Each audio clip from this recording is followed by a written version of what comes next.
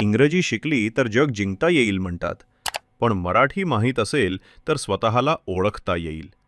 कारण मराठी इतर भाषांपेक्षा खूपच समृद्ध आहे. इंग्रजीत फक्त 26 अक्षरं आहेत, हिंदीत 42, पण मराठीत तब्बल 48. 12 स्वर, 36 व्यंजन, एवढा मोठा अक्षरांचा खजिना फक्त आपल्या मराठीत आहे. इंग्रजीत जिथं शब्दांची उधारी आहे, तिथं मराठी शब्दकोशात 4 लाखांहून जास्त स्वतंत्र शब्द आहेत. हिंदी किंवा उर्दूमध्ये मर्यादित लिपी आहे, पण मराठीत उच्चाराच्या बारीक छटा दाखवण्यासाठी स्वतंत्र अक्षरं आहेत.